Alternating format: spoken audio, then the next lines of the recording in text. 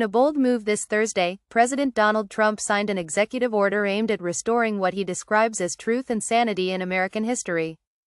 The order targets several key areas, from the Smithsonian Institution to national monuments, in an effort to counter what Trump calls divisive ideology in public institutions. But what does this mean for the future of U.S. history? What's the big deal? The executive order directs Vice President Vance to focus on eliminating improper, divisive, or anti-American ideology from Smithsonian museums, research centers, and even the National Zoo.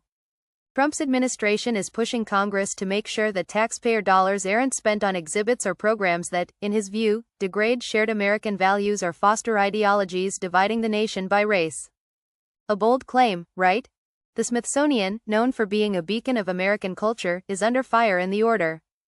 Trump criticizes the institution for promoting what he sees as harmful narratives about American and Western values. Specifically, he takes issue with exhibits suggesting that sculptures historically propagated scientific racism or that the United States thrived on racial systems. Talk about rewriting history. The National Museum of African American History under scrutiny. Here's where it gets even more interesting.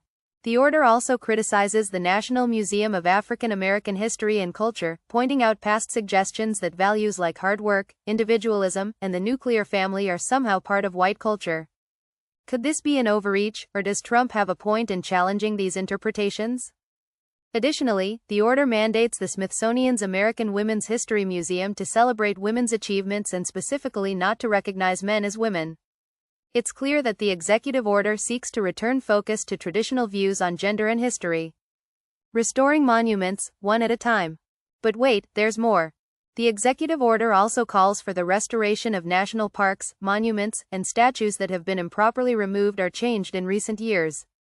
You might be wondering, what exactly does improperly removed mean? Well, the order argues that certain historical sites have been altered to fit what it deems a false revision of history. A huge part of the directive is to ensure that restorations are completed before the nation's 250th anniversary in 2026. The fight over historical monuments is a heated one. From Confederate statues to the treatment of national landmarks, Trump is reviving efforts to protect these symbols from what he sees as vandalism. And he's not stopping there.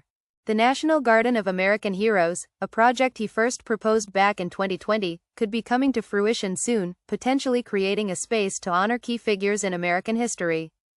Celebrating American history, the Trump way.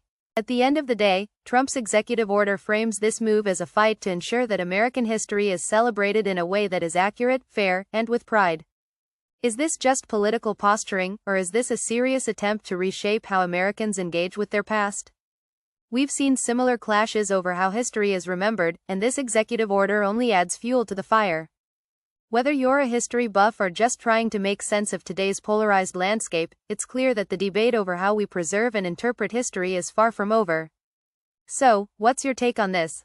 Is it time to restore American history, or are we at risk of erasing the complexity that makes it so powerful?